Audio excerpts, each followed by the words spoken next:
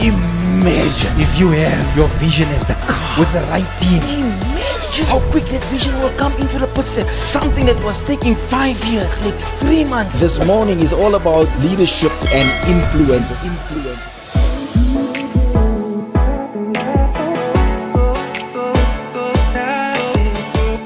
Ladies and gentlemen, welcome. It is officially Monday morning at 10 a.m. You know, all the other shows we start at 9. Today, on Wednesdays, we start. Wednesday, I say Monday morning.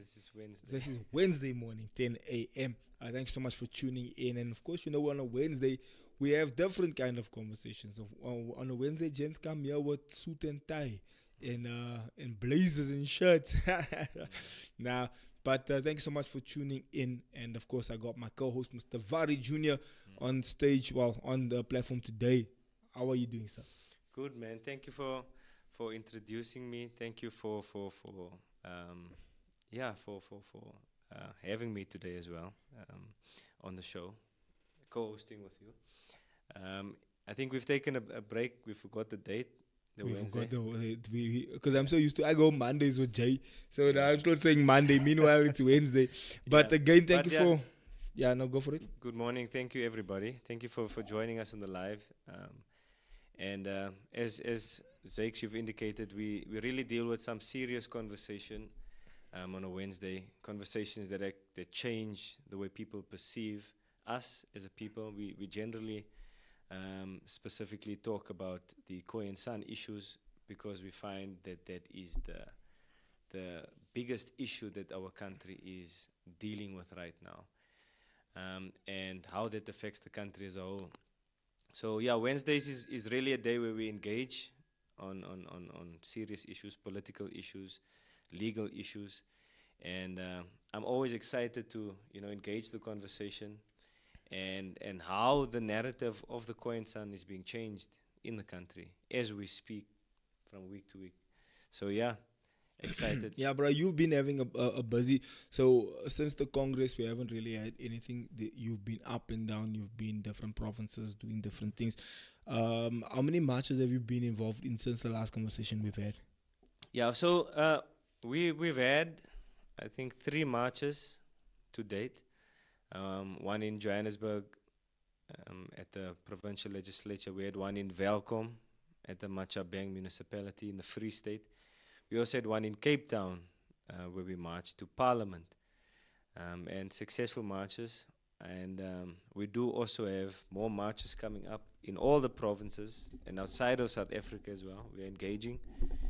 And we are building this momentum on making sure that our message, the message of the Khoisan, reaches everybody's ears, from everybody in South Africa to all the neighboring countries, to the continent, and to the global parts of the world.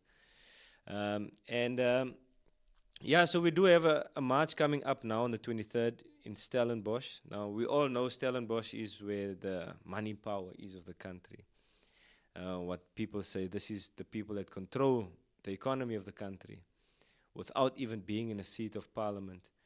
So we are marching we are marching in Stellenbosch. We are making our voice heard in Stellenbosch, and it is a very strategic march. And there is an overwhelming support, an overwhelming interest in that march, as people have already seen the success of the march in the Western Cape and the growing message and growing movement behind the Khoisan narrative. The restoring the dignity of the Khoisan narrative. So it is moving. Then we do also have marches in which we are aligned to marches that are happening in Langebaan, also in the Western Cape and the West Coast. And we also have another march in Cape Town as well. The Langebaan march is the 29th, and then we have another one on the 1st of November, which is a march against evictions. As we know, in the Western Cape, they are evicting us. We are the only people that are being evicted. It's only us and foreigners, African foreigners, what they call or term African foreigners. So, yeah, that's what's happening. We do also have the Congress that is coming up in the Western Cape. You did indicate we did have a very, very successful Congress in Johannesburg. And we are looking to take it a level up, a notch up in the Western Cape with the Congress. So yes, things are happening, things are moving. Yeah.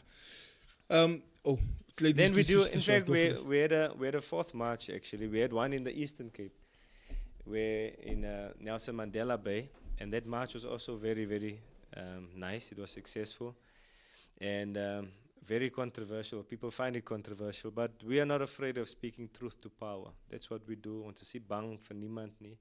Ons staan by wat ons staan en ons doen wat ons moet doen.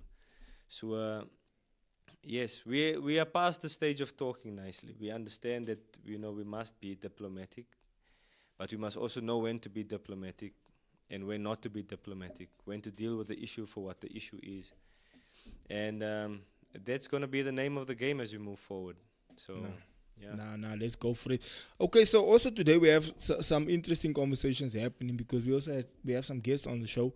Usually we have some fiery guests on the show where the conversations get a bit heated, but it is what it is. Sometimes the conversations go racial, sometimes it really goes wherever the conversation goes, but after the conversation we amicably leave and we talk, and sometimes we end up having guests. We after the show we end up talking here another hour. Then I say, hey guys, we should have kept the cameras on because now the real stories are coming out. But ladies and gentlemen, this morning on the show, we have no strangers to South African landscape. While one kind of is a bit of a stranger, but the other one is not. Ladies and gentlemen, please help us welcome today on the show Pastor Kurt van Heerden and of course Mr. Chad Louw. Welcome, gents. Welcome. I appreciate it. And, thank you for having me. And good morning to yourself, Mr. Larry, yourself, Xavier, Mr. Hendricks, and Pastor Kurt, it's with me, and to all your viewers. I think it's just an honor to be here with you guys. I never take this things just as it should be that way. I think it's just the grace of God that allows us to get platforms like this and just to engage people wherever they are. So thank you, man. No, 100%. So you guys are busy with some serious things. Pastor Kurt, don't you just want to greet the viewers? Good morning to everybody, and once again, it's such an honor to be here. Pastor Xavier, Mr. Larry, Mr. Varrie, call him Mr. Varrie, and obviously Chad. It's an honor to be here, and I'm looking forward to the discussion. Nice. So we've been watching you guys do some serious things, right? Moving around, doing some stuff. And Chad, we haven't really seen much of you. You've been kind of behind the scenes, and I think a week or two ago, Pastor Kurt came up and said, "Hey, look, there's actually someone I'm working with. I want to introduce you guys to him." Yes. How do you get to the point where you get involved in fact, maybe before we get to how you get involved, do you just want to take us through the process of, I don't know, between you and Pastor Kurt, you can decide or you can jump off one another's energy, the process of the People's Prosperity Movement. How does this thing start? Where does it start? How do we get to where we are today? What's the infant stages of this whole thing? Whoever wants to jump in. Want me to go first, Pastor Kurt? I just want to firstly say sorry for the way that I sound. I think it's just the Joburg weather that got the best of me. So, I'm a bit congested and so on. But, nonetheless.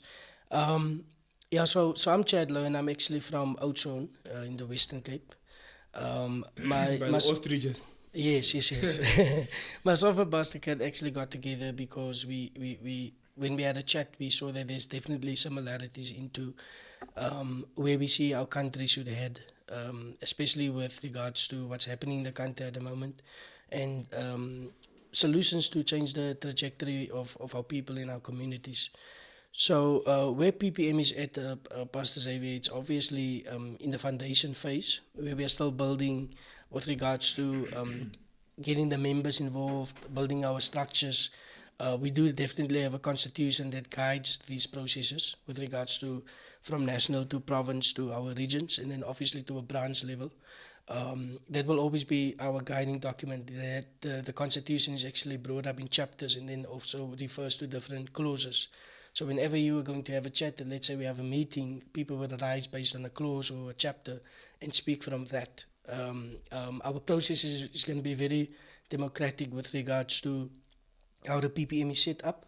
We saw that there's an issue with regards to South Africa where democracy stops at the polls. You get an opportunity to vote, and what happens after that, you are not being consulted, you're not being engaged. There's no participative role that the voters play with the parties that they voted for. Deals are being made, and then it's not even within alignment with your manifesto or your constitution or the reason why people voted for you based on your values and principles. So we want to build, obviously, something different, especially with regards to democracy, bring participation back, bring consultative processes back with members, firstly, and then obviously with the broader community, and where people can have a voice. So there's no thing about, like myself now, Pastor Kurt is the president, I'm the secretary general. Even 5 years from now, we're going to have our first elective conference. People will even contest our positions. So even though we're starting this thing is for the generations to come. It's going to be a change maker in our society, so it's not about us. If I should be removed 5 years from now and the people will have a democratic process to say, listen, Chad, we do feel that you did quite a good enough job. We want to keep you there again. If somebody else contests me, we're not going to treat that person as hostile because of that. He has the right to do that because we built the PPN on democratic principles and values, and our approach will always be democratic. You want to jump in there? But what I do definitely want to know is, I know we've been following yourself, Pastor Kurt. I don't know if you're also a pastor. No. People tend to call me also now pastors since I'm moving with Pastor Kurt. A pastor by association. Yes. What I do want to understand, and I think a lot of people, South Africa has been following, and I think maybe even the global community has been following what you've been doing. And now there's a political party. There wasn't a political party. Now there is a political party. What provoked, specifically I use the word provoke, what provoked you to, considering also that there's many political parties that are being formed, why then is it, I don't know if you started the political party, but why now a PPM? Why a political party? What has provoked you to start this? So both myself and Chad started it together. I think what provoked me, one, was the current contamination within the current political landscape within South Africa. We know that certain changes can only come when you are on the inside, when you have a seat at the table. But it's who you sit at that table with that's also important. It's understanding that we have to get to the table, but who do we submit to? Who's going to be the leader that gives us directive when we're on that table? And when you sit as young men and you look towards the future, you conclude that there's no one that you can go to and say, you know what, I want that guy to lead me. I want to submit to that party. I believe in what they stand for. And because that is what we vehemently stood against in terms of saying, guys, the current political climate is toxic. It's not what I would want to be associated to. And it's not what I would want my children one day to say, you know, I'd vote for that party. And it is my involvement, obviously, with the children over the last few months in terms of rescuing the children and finding out that the system is flawed, man. Our children's cases are not getting to court. Police is not doing what they're supposed to be doing. They're not empowered in what they need to be empowered in. Our children are being taken from homes by being failed by the system. You know, so you're fighting a failed system. It is out of that heart and obviously the work that I've been doing on the ground in terms of the low-hanging fruit, the bread and butter issues, seeing what our people struggling with on the ground and how people are being made empty promises over the years. And realizing, you know what, this can't go on, man. Someone has to stand up. Someone has to do something. I mean, it's that frustration with the system when our people are being used for votes. And like Chad said, it's their democratic right almost ends when after the vote. And we decided, no, that we want to bring back the democratic right of the voter. Their voice must matter beyond the ballot box. But the real ultimate frustration was my encounters with SAPs. My encounters with the system that's failing our people, when our people are being shot on the street, when our young people need prompt responses, SAPs are not coming out to do that. And it's me deciding that I can either fight a failed system or I can rally people who understands what it means to get a voice from the inside. And yes, some people might say there's already voices on the inside, but my question to that is, what do you do when you don't trust that voice on the inside? Must you just submit by default because there are already existing parties? I can't play that game, you know, and I believe our generation has a voice. Our generation can stand together. And it's not about where we're going to be in the next LGE or even in the next national election. It's where we're going to be 5 or 10 years from now. That's what we're building towards. That's really where we see ourselves. Now, what makes you different from the party that came before, that come and promise and then also start, we have a saying in our culture that says, "A never be some fear squan," which means when something is fresh and new and exciting, it's like it works. And then somewhere along the line, it starts getting stomped. I think, Boss Xavier, what makes me different, you would know. You show me, and I don't like to do comparison analysis, but you show me, anyone that started a political party that has the track record of community work that I have been doing over the last few years.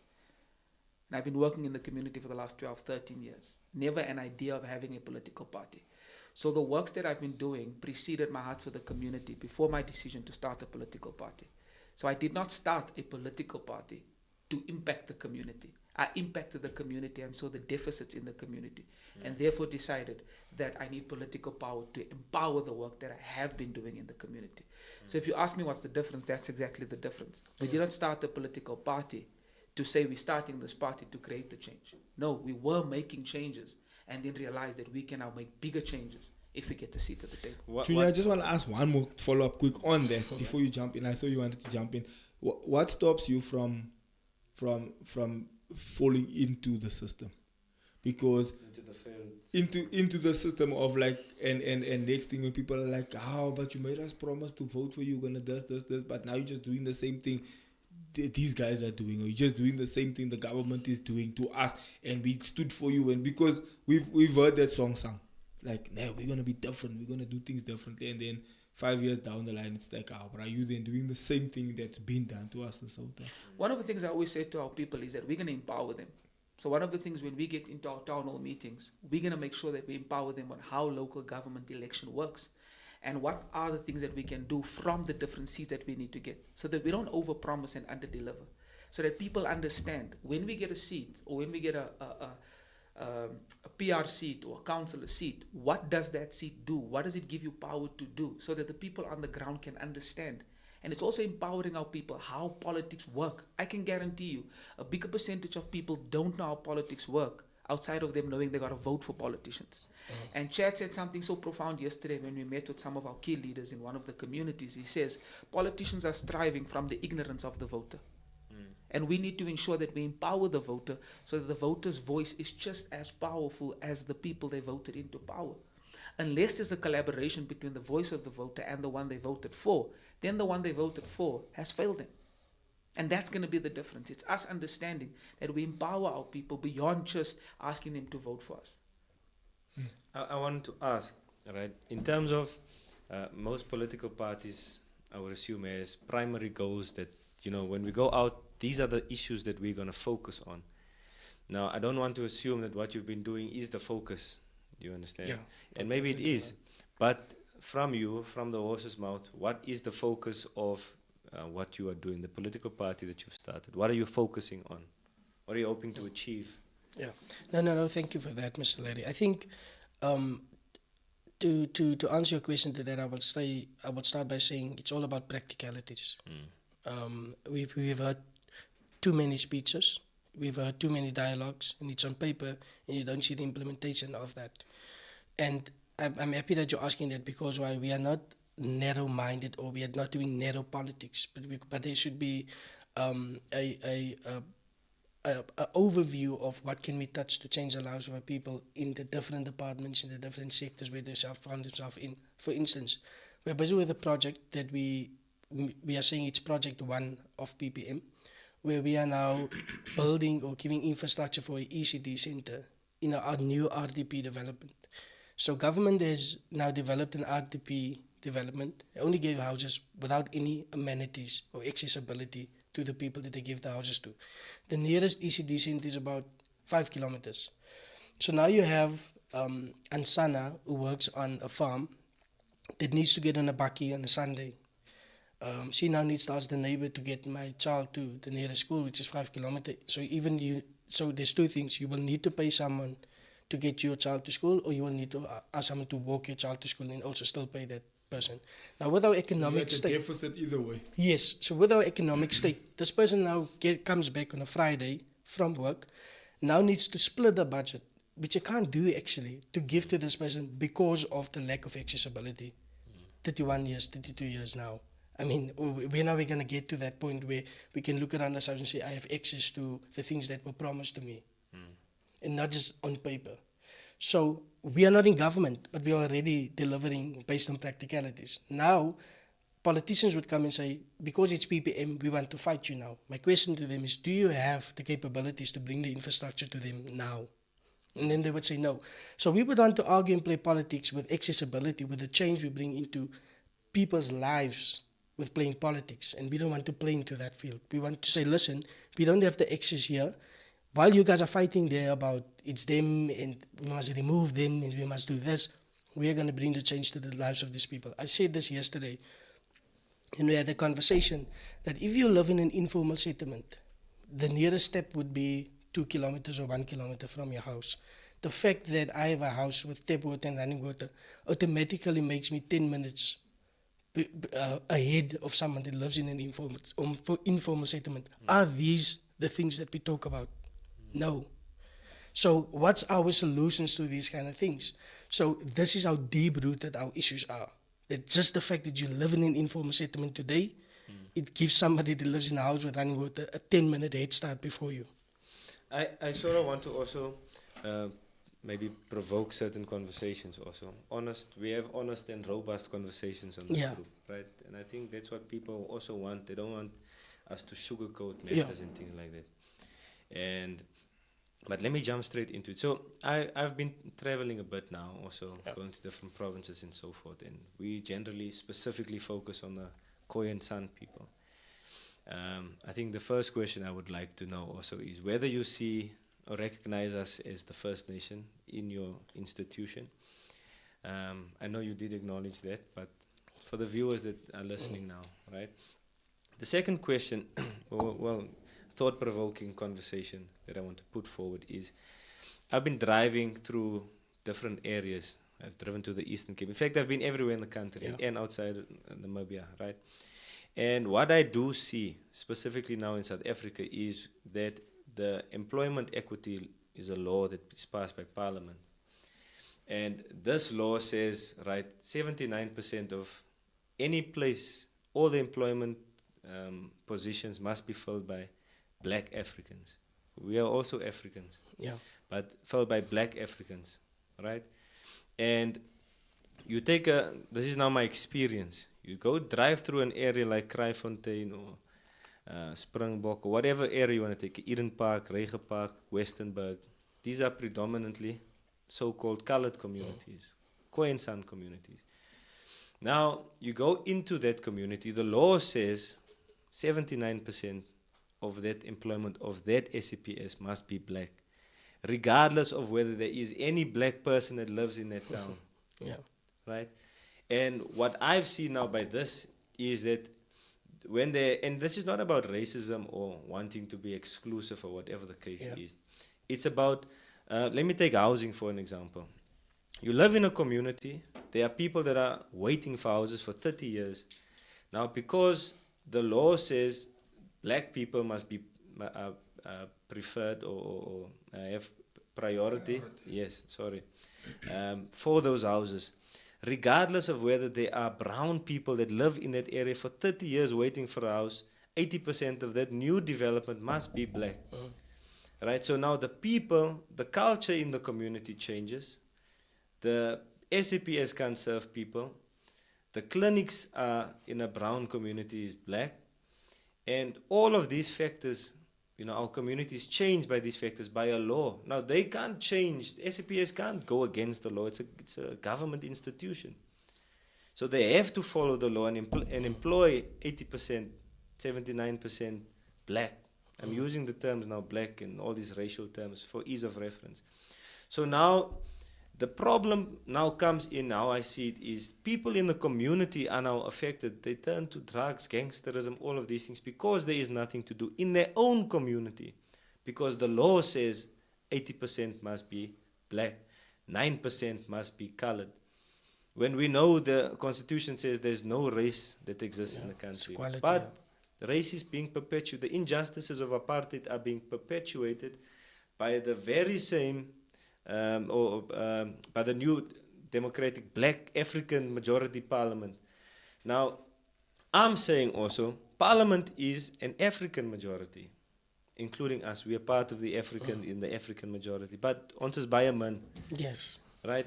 And so the Nguni, Bantu Nguni people are the vast majority in Parliament that are making laws against us as brown people, as Khoisan people, to intentionally, deliberately erase us, erase our identity, erase our history by forcefully assimilating us with people. And this is being done by a law that is implemented, the Employment Equity Act, and by extension now the Employment Equity Amendment Act. Now, my understanding is in Parliament, in a political party, these are the issues that one is going to be faced with. How are you going to change the laws, you know, from a national government, provincial government, local government perspective? How are we changing the laws? Because people can only enforce the laws. Apartheid was legal. No matter how the world felt about it, it was legal for apartheid. Slavery was legal. Colonization was legal because the law said it was legal. How are we going to change the law if we are forever going to be, and I don't want to say minorities, so I'm going to say we are forever going to be not the majority in Parliament. And if people vote according to, and we've seen it, white people vote for white people, whether you like it or not, because they trust white people. And so every other ethnic group or racial group votes in the same manner.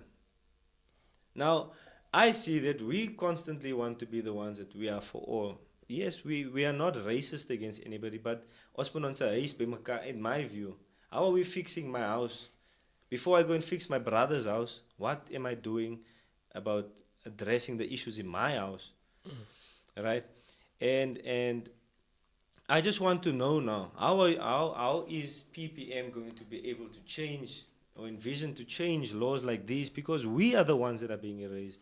I made an example earlier. We were having a conversation. I said, you know, nobody's being evicted in this. You will never, maybe you can tell me, and then I'll know, where so-called black people are being evicted in the country. They don't get evicted off of land. Right? If it is a case, it's probably very rare. Only brown people and African foreigners, Zimbabweans and whoever gets evicted from land through the DA. So we are being targeted as a people, as a cultural group, as a nation. We are being targeted.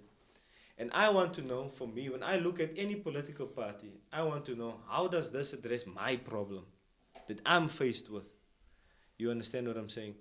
And yeah, maybe just to put that forward, and then, you know, we converse about it in whichever way it goes. I know that you're not a racially specific or whatever. Yeah, no, it's an issue I'm raising. Yes, no, I'm happy. And I think both me and Pastor Kurt can answer this. I would just maybe just start to say that when you asked me the question about,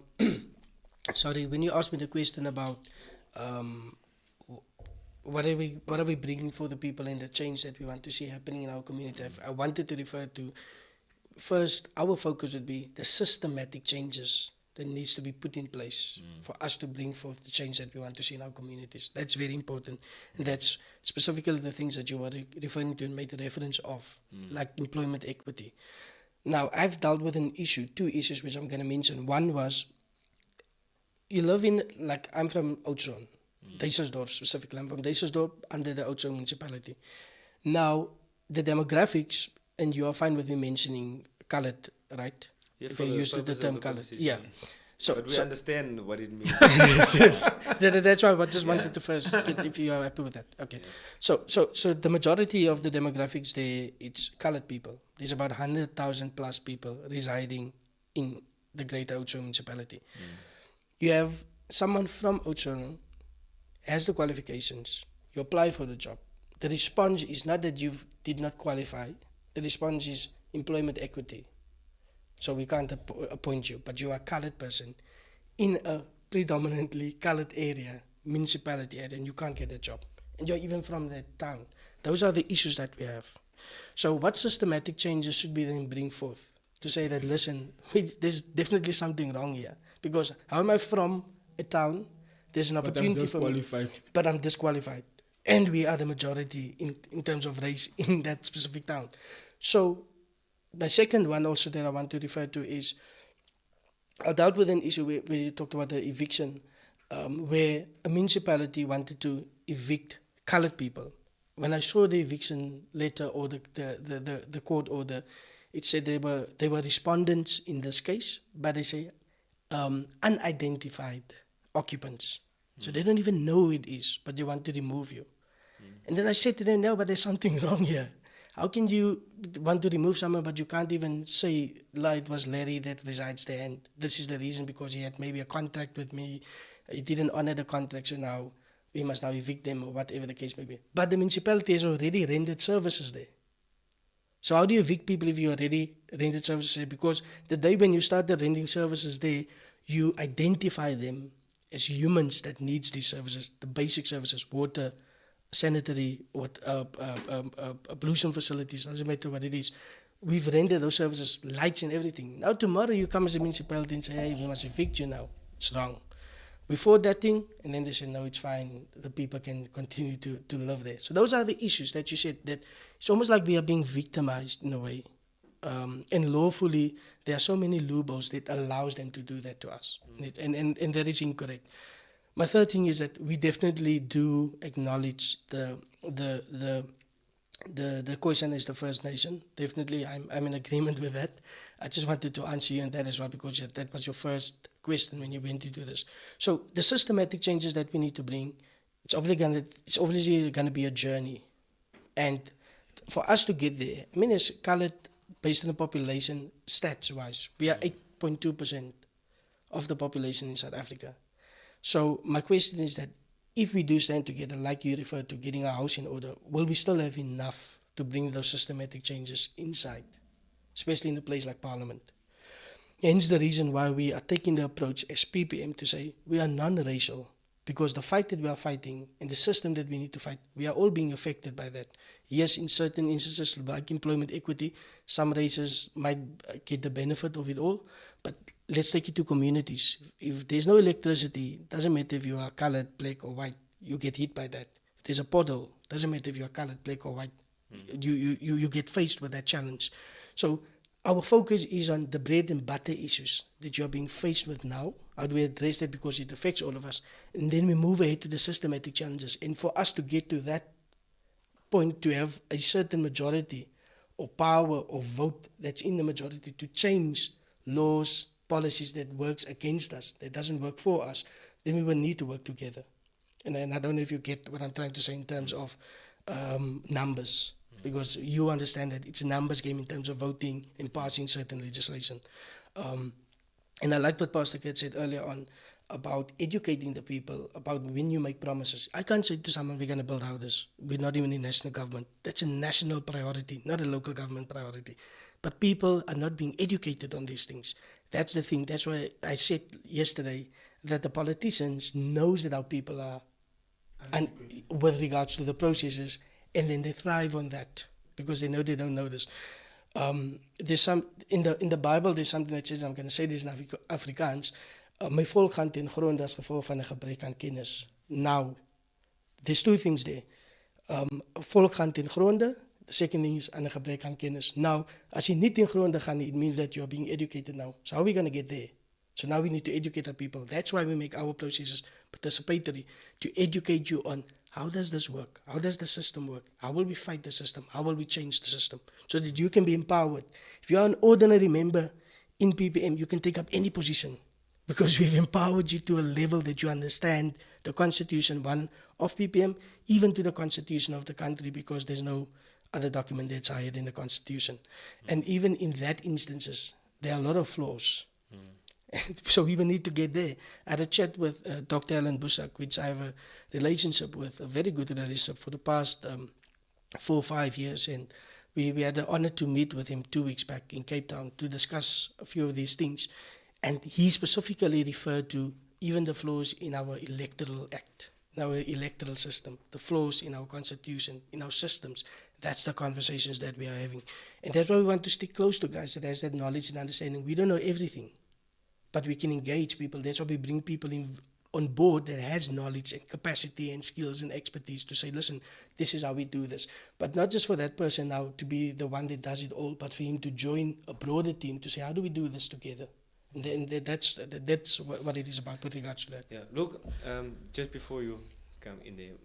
I understand local government deals with service delivery. Yeah. It doesn't deal with legislation and so forth, like provincial and Yeah. national government. Yeah. But a lot of people, I think, or feel fooled by the fact that, you know, local government is anyway where people Yeah. steal money and because it's Yes. service delivery. So people also generally want to know where this thing is headed, because there are 1,000 political parties. Yeah. So we understand the immediate and now, but where is this political party headed, right? And this is why I raised an issue like, you go to parliament, let's say you participate now, you choose to participate in the national elections, which is where laws are made, Yeah. right? And now you are going into parliament where the majority of the parliamentarians are Bantu Nguni people, right? And they are put into power by a particular group of people, and they need to satisfy a particular group of people because that is their voter base, right? So they do things in favor of the majority, doesn't matter where it is, because they will always put them back into power. And that may be the reason that they are put back into power all the time. Yeah.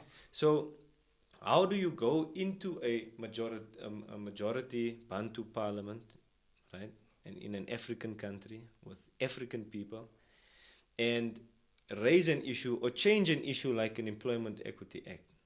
You understand what I'm saying? Where people, specific people, are being targeted. And I used the words earlier, I said, right, this, in my view, is a deliberate act of erasure, of xenophobia. I see this as a xenophobic attack against a particular people, targeting a particular people, because this thing has been opposed by organizations and so forth, to say that you can't do this.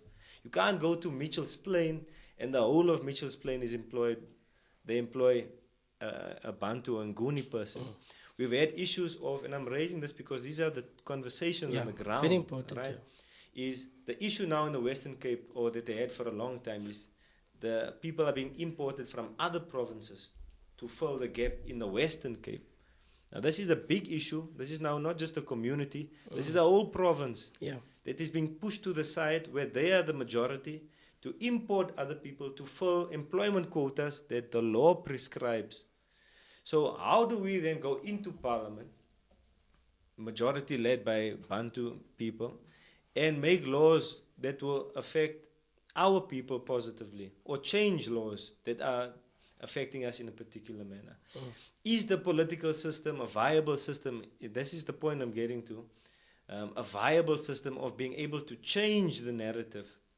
Because I'll make an example, and I don't like to talk about other political parties or whatever, but you look at, because we're having a robust conversation, you can choose how to respond, how you want to respond to it. That's all good.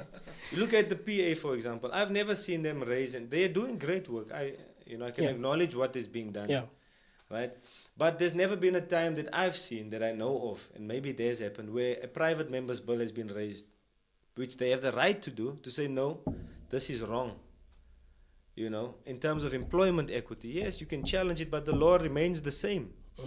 And the law must be enforced. So how do things like this change? Because people people have confidence, they put you into a position of power, but how is the law going to change? What strategy is in place to be able to change the law against the odds of a majority that acts in their own interest? Do you understand what I'm saying? And that is, I believe, everything else is a symptom of something like the Employment Equity Act. Are we making the issue, or are we making the symptom the issue? You understand? And in my view, the issue is the laws are being made against us. How are we changing something like the Employment Equity Act, where our people are being affected on grassroots level? I believe that is the reason people enter into drugs, gangsterism. People stand on the corner because they can't even get a job at the SCPS in their own community. A simple thing as that. So, yeah, that's basically what I'm, like I said, we have a conversation. Yeah, and I like it. And I'm really just trying to understand how are we aiming to change something like this in the long run, because this is what is hitting our people. There are other issues, but I want to know an issue like this. I drove down now to the Eastern Cape. I drove down not long ago to the Western Cape. This is a real issue. Everywhere where you go in the country, we are targeted. I see us as being targeted. through administrative tactics of the state, of a black government. Yeah, definitely. So It's good, you can go. I think what you're saying is absolutely on point, and I think it strikes a chord in my heart because it exactly exemplifies why I also got into politics. You know, when you deal with what I've been dealing with for the last decade now, when you see a mother who does not know what to do when a child's an addict, when you see that child come out of rehab and there's not a job for him, and you see that child who went to go and study but he can't find a job. When you look at all of these community things we're dealing with and you reference it too, right? We are making the symptom the problem. Now imagine myself for a moment. You've been looking and staring at the system for so many years, at the symptom for so many years. You're sitting and you're saying to yourself, no man, I'm tired of this now. Now, how can I go into parliament and not raise that as a concern? When the last 10 years or 15 years of my life is evidence of this being the result of that not being challenged. I always say we're dealing with a country whose law is structured in such a way where we can do illegal things legally. That it is engineered, it is set up that way to say that I can get away with 1, 2, 3, 4, 5 because the law is set up for me to get away with 1, 2, 3, 4, 5 on the basis of legal. There's no way we can sit there and not raise these concerns. Then we're going to use the position of power to sell out our people at the expense of self-gain. And if we do that, then we need to stop doing whatever it is that we're doing right now. There's no way that you can be in politics and not raise these issues. If you don't raise it, and then your reason for being in it is clear. It's as clear as daylight. You cannot sit there and represent the Oudtshoorn or Nuclear or Westbury or Eldorado Park and say, you know what, I'm not mentioning these things that's affecting our people on grassroots level, but I am ensuring that there are funding being allocated to kind of make sure we manage the problem but not change the problem. So we're dealing with the government, we're dealing with the people who sits around tables and says, as long as I get funding for this, as long as I can make sure I create opportunities for our people, that's good enough. But creating funding and getting opportunities does not address the fact that the law is still against our people. Dealing with the symptom. And what I'm saying is we should not hide away from the fact that there is a law that's against our people by masking it and creating opportunities for our people. Yes, there's going to be opportunities we can create, but it does not deal with the problem. The problem is there's a law that needs to change. And when we get there, one of the things that we can say without reservation, that we will vehemently have robust debates around how that thing must change. It cannot stay the same. And while we are alive, while we're in this country, while we're fighting this fight, that'll be a fight we fight until the day we die. Because unless that's a fight we fight until the day we die, our children will live, but they would have died to a law while being alive. If I can also powerful. just... Sorry. Yeah. If I could just Yes, add to yes, that, yes. to say with regards to the approach that you talked about when it comes to Parliament and the dealing with the laws and passing these laws, and the people are in the majority and they obviously represent the people that voted for them. The approach that we are taking with regards to PPM, we know that we are now a political party, but we are on our own with the fight that we are taking on. The other approach that we are taking is to say, how do we build the relations with civil society, with organizations, even with other political parties that say the same sentiments, to come together as one? Because then it will better our relations and also our numbers with regards to getting there where we want to be, to make the changes that we want to see. We already have engaged about 2 organizations, civil society organizations. They are coming on board together under the banner of PPM, continue with the work that they've been doing in the community, but now build some kind of an alliance with us. One of the other things that we are also establishing as PPM is we also want to reflect our views around the working class. So we are establishing a union about that, because we can see the flaws when it comes to unions as well. And we have labor practitioners and people that works in that environment that has already joined us. One of the organizations actually stands for those things, that have now built a partnership with us to say, listen, our stance was actually also to wanting to go to politics, but when we heard you, let's have a conversation. Now we're not going to politics, we're going to move with you guys, we will continue the work that we do, but we continue as a civil society movement, because that's what we've been doing in our communities, and people listen to us and we stand for the changes that they want to see. As I said, there's another organization that we also form with. I think by this weekend or next week we will make the announcement of that movement, and I think I can mention it because the the leader of this particular movement called Orca. It's Our Roots Association in Mossel Bay. Have already made it public that he's with us, and the organization is building an alliance with us, and through them we are going to build this union component to PPM. So the systematic changes that I'm talking about is also not just to get there and try to bring the changes then, but what do we have in place now to build to when we get there, to say that we do have an experience of this. We have been engaging this internally. We've built the structure internally. Now that we are there, we can now almost like absorb what we have done internally into the external factor, which is government, so that we can bring those systematic changes. So our approach is also, how do we build relations, and not just as a one-man show kind of movement thing as PPM, and we want to now say we want to bring this change and this change, but there's no collaboration. Yeah, you're being self-aware to understand that we're not at the moment big enough to have this kind of impact. We need to, leverage support from other areas. My question is, what's the momentum looking like as it relates to PPM at the moment? I see you guys posting quite a bit about meetings that's being held, town hall meetings, people, rallying people, getting people on your side. What's the momentum looking like as we speak? And when is the next local, provincial government? How does the electoral process work now moving forward from here? Yeah. Basically, you can talk about the momentum, and I can get into the local so the momentum government. is twofold right now. The momentum is there's a lot of people joining us, but there's also a lot of people who people follow that's joining us. So it's twofold. And I always say to people, in terms of momentum is not what we create. Momentum is what you create. And when you collaborate with us, then it becomes what we create together.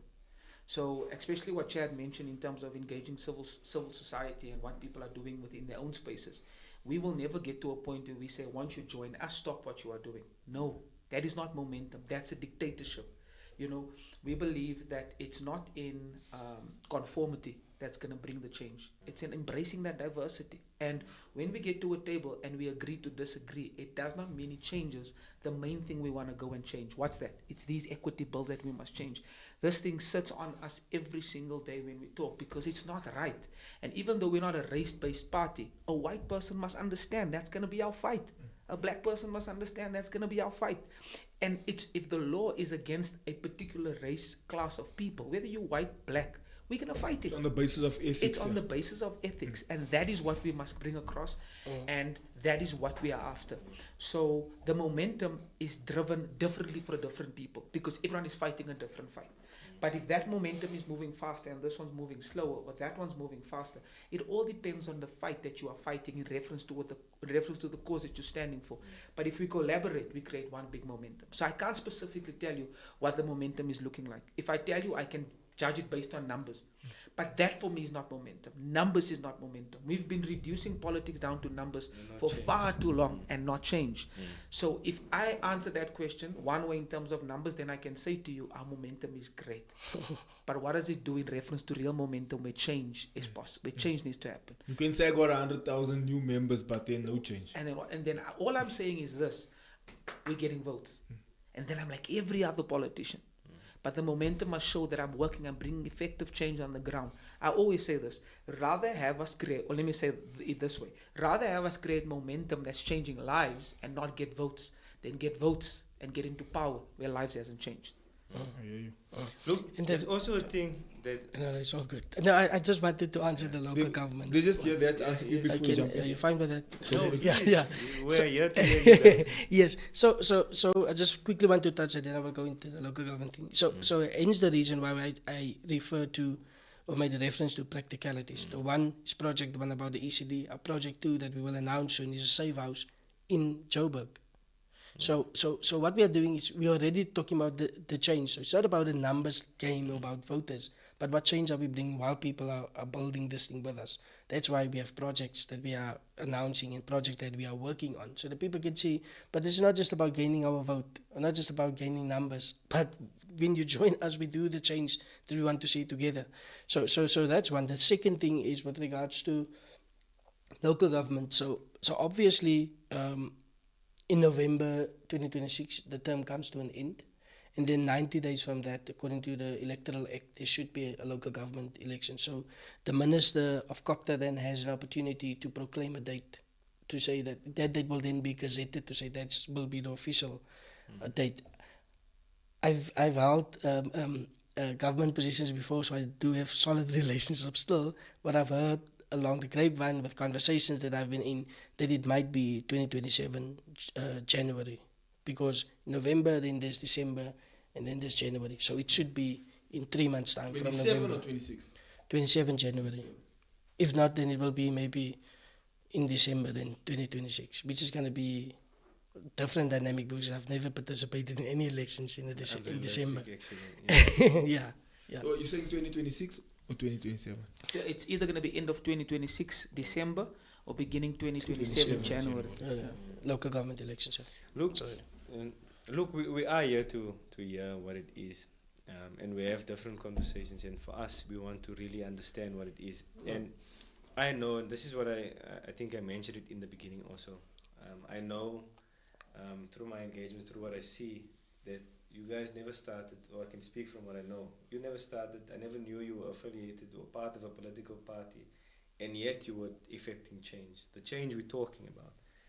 Right, identifying the issues and dealing with the issues. I remember seeing even there was one video the first video I saw of you was the boy that I think the parents gave him something to smoke, was in the evening. Yes. And you rushed through to them. Yes. It was in the news and whatever the case may be. But that for me is something that, it moet your heart, iets aan your heart doen, because it's our kids that we see, this is how they are living. This is how they are affected by the circumstances around them, by bad parenting skills, by parents having gone through different trauma and so forth, and this is how it impacts the children that they raise because of issues like, again, the Employment Equity Act.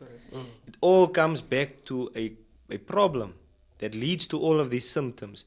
Now, and one of the things I see, for example, we did a case, and I'm just going to bring context to why I'm saying what I'm saying, right? We did a case now against the Employment Equity Act, right? The DA took the case because now the white business community was now being affected by the Amendment Act, which now said it's no longer just government institutions. The private sector is also going to be held to these quotas now, and there will be serious consequences to it. So the DA, who is a member of the GNU number 1, and they have a big voice in Parliament, knew that they have to fight. If they want to really win this thing, where must they go? To the court. Because what we all can agree on is we have a good constitution. Yeah, the constitution doesn't speak about color and race and all of these different things. It speaks about we have an issue, and that this is the issue that must be addressed. Parliament must find a vehicle to address that issue, right? Which they're doing to serve their own political interest, like the Employment Equity Act. Now, I'm asking if the DA can go, and there are existing political parties that don't take the government to court, that don't take laws to court that we are complaining about and saying, right, we have an issue. How are we going to deal with this issue, right? And I'm raising this point now because you're a political party, and I'm trying to understand, are these things that we can also look forward to say, listen, we know the battleground where we're all level with the gravel is in the courtroom, because everybody is equal before the law, according to the law, right? So are we going to see, robust legal action? I actually believe that, if everybody that really has an issue and have the capacity, these fights, we can actually go fight it in court while pushing, whatever we're doing in Parliament, because you must be there. We can't be absent from there, and making sure you have a voice, and that voice you're using your voice to effect change inside Parliament. But what is happening on the other facets, on the other angles, like in a courtroom, where we can take that law and say, right, this law is illegal, it can't stand, it doesn't pass constitutional muster, and then it is removed. But a party like the DA only goes and does it because who's it affecting? The funders, the white voter, the white funder. It's affecting white capital monopoly. So I'm raising that because I'm trying to understand also, like, when we're having a conversation, how are we, other avenues, are we going to see perhaps, PPM going to court and saying, right, this law must go, land expropriation must go, or Employment Equity Act must go, or whatever the laws, the Bella Act must go, because that's also we're raising our languages. You know, how are we dealing with certain things like that from a political perspective? Well, obviously, there are two sides to answer that question. One is, if you look at the Minister of Social Development now, having an issue with appointing a cousin who doesn't have the experience to be in the position that she's in. And now people fighting the fact that, but there's minimum requirements for this position. And you are the minister, so, I mean, how can it be that you appointed someone who doesn't have that? And I think it came out when the spokesperson that she appointed lashed out about this, and then she fired that individual who spoke up about the fact that her cousin is now being appointed. I think she's like 21 or 22 years old with no experience being the chief of staff, I think, of the Minister of Social Development. Huge responsibility, huge issue with regards to social development. How is that individual going to drive that change that needs to be done? So those are the issues. Now the issue with that, the reason why I'm using that as a reference, no issue with regards to the minister or who she's affiliated with, but it's that process that's wrong. So government tend to align with the process where we appoint people based on the fact that we want to reach our equity numbers or targets, but the people don't have them. They don't get a position based on merit or qualifications, or that they have the capacity to be in that position. That's the issue that the government created. So I also do feel that white businesses has a view of saying that if that's the process and you want us to do that here by us in our private business, I'm never going to appoint someone that doesn't have the capacity, but just appoint someone because I should now mark that I've reached the target, because that's what government wants. So government has created that issue. That issue creates now has a element of where private businesses are but scared to engage into that systematic issue that government has actually brought to the front. Now, this is not in defense to them. What I've heard that they've been doing now is to say, because you want us to reach the target, there's consequences to it, to say that you must now pay a fine if you don't reach the targets. I've been hearing that private businesses are now saying, oh, it's fine, then we just have a wallet here where we push that money in, we are willing to pay the fine because we don't want to reach the targets. Now my question is, and that's the question that you asked, what are then the consequences to that? Because they have the money to pay that fine. They have lots of money to pay that fine, so it's not an issue for them. But the change that government wants to see in private sector will not materialize because of that. But now government has also set a wrong precedent in how they've been achieving that equity targets, which is also wrong. So now we are faced again with a systematic challenge. So it's deep-rooted things, and I'm happy that we're having these conversations because it's so deep-rooted that the shallow politics that we are still busy with, no, man. We must get away with that. These are the conversations that we should have. And I might not have the solution to say that if there's consequence of them just paying the fine, it's not good enough. That's why we are willing to work with people to come in that says, listen, I actually have a way for us to, or a solution to this thing. Get together, join us, move with us so that we can get to that solution. That's why we are saying we want to work with people with different expertise, different skills, because I won't be able to do it as Chad on my own. Pastor Kurt won't be able to do it as Pastor Kurt alone. We won't be able to do that if we have an autocratic style of leadership. That's why we are making it democratic for everybody to participate, because an ordinary citizen in a town like Duisseldorp, sitting there in an informal settlement, might have a solution to this problem. Just because he's there, you would say, no, man, he doesn't know anything. That's a problem with society. Pastor Kurt. I just want to say this. You don't really have political power until that power gives you the ability to change the law. Anyone who says that they have political power, whether it's a GNU, whether it's a coalition, that is playing politics. Because unless we can have a face-to-face, eyeball discussion around, but guys, what are we doing here? How are we impacting the generations that's going to suffer after we've played this game? Because we're having people that's chasing political power, but they're not fighting the issues that you mentioned. Now, Larry, if we are not going to do it, if our generation is not going to do it, then no one's going to do it. I can guarantee you no one's going to do it, because that fight requires of you to say, if I die, I die. And unless we are willing to get to that point, we're not ready to lead at that level. Because bringing that systematic changes is going to require that we say, Lord, I might see you tomorrow. There is no way. There's no other way. And there's not a group of people that's yet built that courage. Because we are operating in silos. It's me, myself, and I. As long as my family's all right, as long as I achieve, as long as I get that tender, as long as I get this, I'm not going to speak about certain things. That is the actual places where the change must happen. And if we're going to be silent about that, and then we are going to be failing this country and our generation like every other politician who has gone before us. Whether we have 3,000, 3 million votes, I'm just using a hypothetical scenario here, but you never know. You're amazing. And we get X amount of seats in parliament. My question is, what did we achieve different than any other party? Nothing. But unless we go after the systematic changes, then we can say, we have now changed this, that, and that. If we are going to get a mayoral seat, there's been a mayor before. If we're going to get power, there's been power before. But how do we bring the change that's never been seen? And Larry, that's the fight that we want to fight.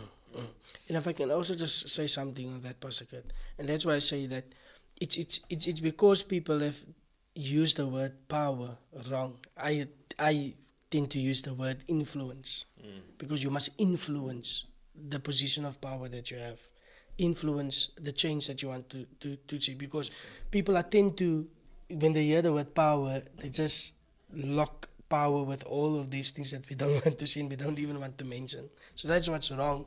Say power, you even see somebody does this, I'm in power now.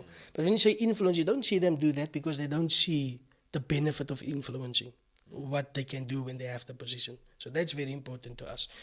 Then this, I also want to mention what Pastor Kurt now said about if it's not us. And I think that's the important part, because I said it last night too, when we had 2 meetings in Eldorado Park and in Davidsonville with some of our key role players there. And I said to them, there are people's dreams tied to your destiny. And the reason why I'm saying that is that when I was the mayor of Oudtshoorn, I brought back a program, they called the program Narisek. Brought back the program, obviously with different stakeholders and people. Built the Narisek program. Really? It's amazing, man. She said, I didn't even know it. So the project was, because it's based for rural development, it was part of rural development in that project. So we brought the Narisek project back, and then I was at a function where it was like a graduation thing for the Narisek people, and I was not the mayor then. So, but I was now there as a guest, and then this young guy comes to me and says, I just want to thank you for this opportunity, man, that you have given us. You don't know how you changed my life. I was there was no income, there was no this, I saw no future. But being in that position to bring that change for me, it was like, I actually forgot about this, but no, man, I'm happy that we could have done that for you. So it's about what I'm trying to say about destiny and people's dreams aligned and attached to it. So if myself and Pastor Kurt is not going to start PPM, there are people's dreams tied to this thing to happen. And the change that we're going to bring is to change the people's lives. So if I'm not going to get there where I need to be, not to reach my destiny, there are so many dreams that's going to be at stake. So I said this to them yesterday, if we didn't start this, we would have not just failed ourselves, our families and our friends, we would have failed as society because of the fact that we need to be in certain positions to bring people's dream into realism. I know we're going to have to call it. I just want to say this, or ask and say this last thing. That I believe that there is not, South Africa is a diverse country, a diverse republic. And the Constitutional Court acknowledges the fact, and the Constitution itself acknowledges the fact that there are different legal systems that function in the country. And we have, as the First Nation, we have the right to participate in all of them. It's law. That's part of the law. Yeah, right? I know. Now, what we are also saying, and what we are advocating for and campaigning for, is to say the Constitutional Court, which is the supreme, the highest court, the apex court of the land, recognizes them being the custodians of the highest law of the land, the supreme law of the land, the Constitution, says that we have a law. I'm talking about the first people, the Khoisan. There's a law that is still alive today. It has survived annexation, colonization, apartheid, and the post-apartheid, this democratic dispensation. It is still alive. It has never died out. It was never erased in law. People ignore it, the states ignore it, but it is still there. So I want to ask, right? They are, and we need to be in parliament because laws are being made there. Because we've said earlier, if we want to make change, that is the kind of change we must be able to make.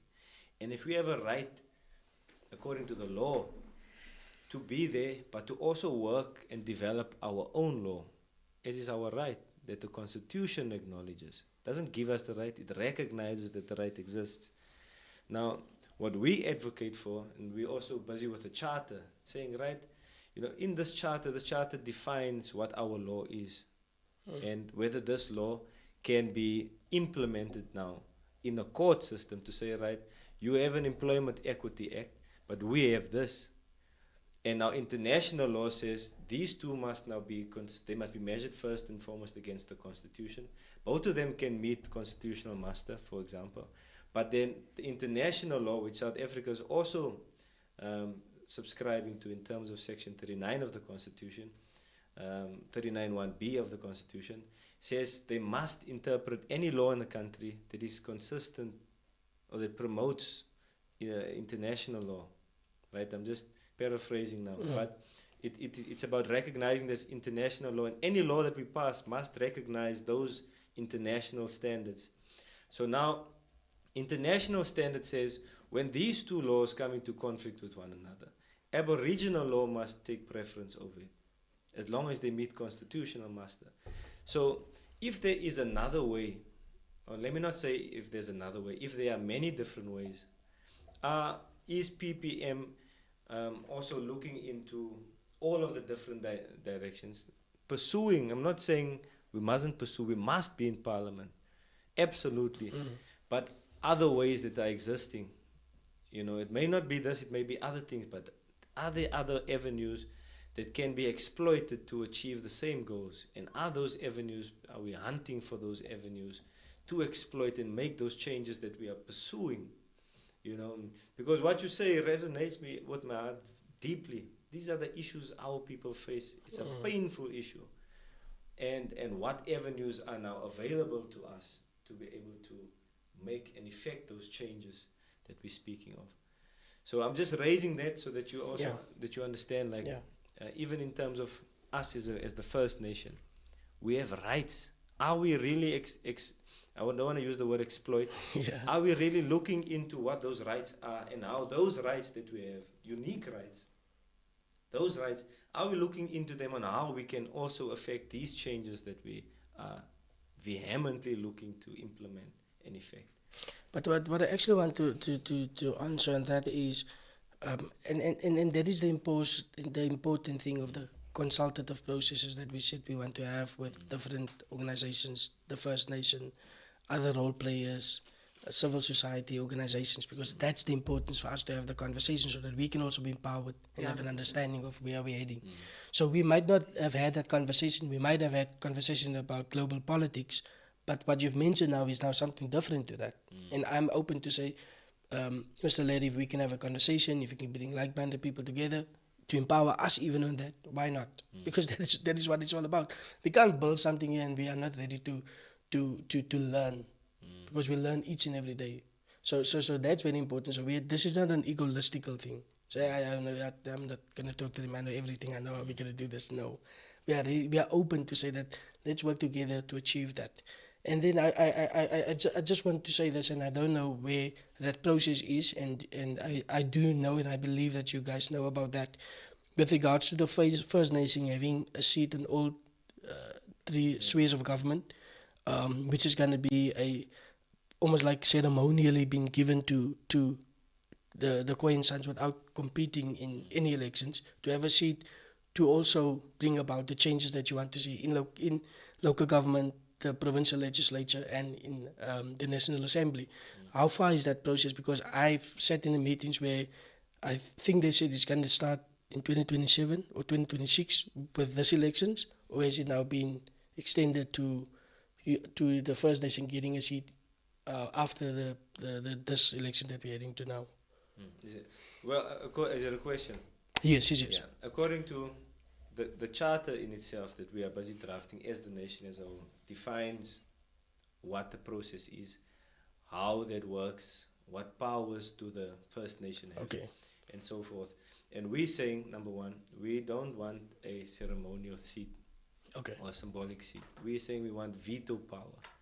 That if we can't agree and have consensus on an issue, because it's our land, it's not the country's land, it's our land that was taken by us, but we're not putting anybody out, right?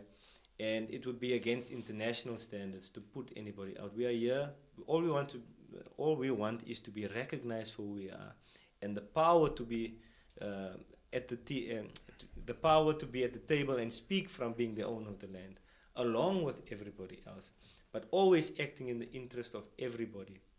We are saying also, in terms of, I'm speaking now, you're asking about the First Nation issue. And I'm saying, as the First Nation, we are not people of vengeance. We're not here out, julle het ons doodgemaak and exterminated our people or made laws against us. Now we're going to make laws against you. That's not what it is about. Our fight in the First Nation fight is all about justice. It's not about vengeance.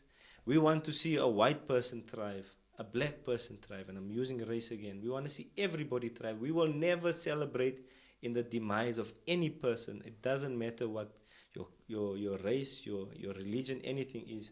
I'm talking about as the First Nation, and that is why I believe that is what you guys also stand for. This is not vengeance. This is about restorative justice. You understand?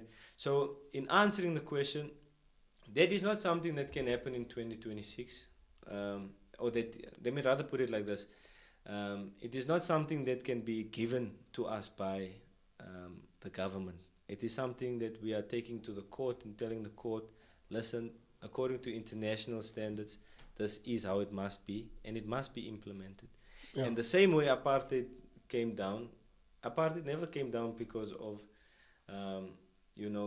they felt sorry for us or whatever, or because they felt that the law was bad. No, it was because they were sanctioned. You understand? So it was an economic power, economic sanctions that were put on the country to force them to make the changes that we're looking for. So when we talk about political representation or parliamentarian representation, we are saying it must be, but on a veto basis, on a basis that we all engage on consensus. And also, in terms of timing, I don't think anybody can say when it's going to happen. It can be tomorrow. It can be as a matter of after national elections in 2029. But I don't think it is a matter of whether local government can decide that. No, I don't think they can. So it is a court process. Okay. The by and large or the long, is it long and short or the short and long?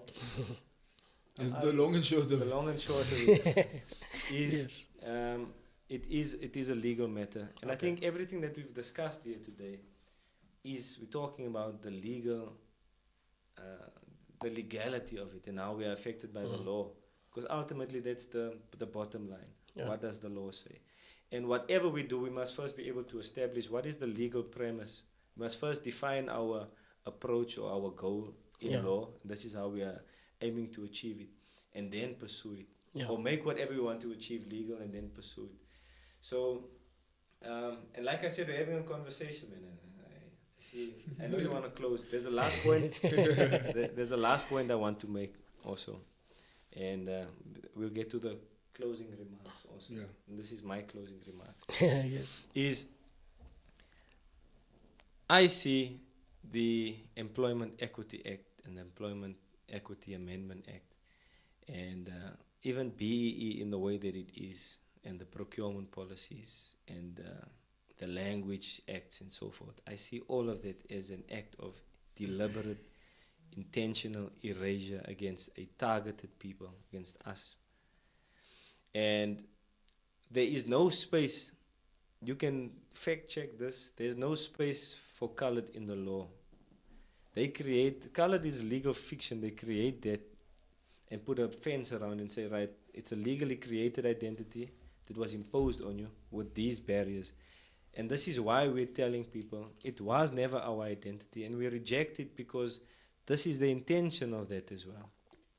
So once people go back and recognize who they truly are, and they begin to see the legal implications of that, people's minds begin to open, because now you have so much more power and authority because of your status in the country, being a First Nation person.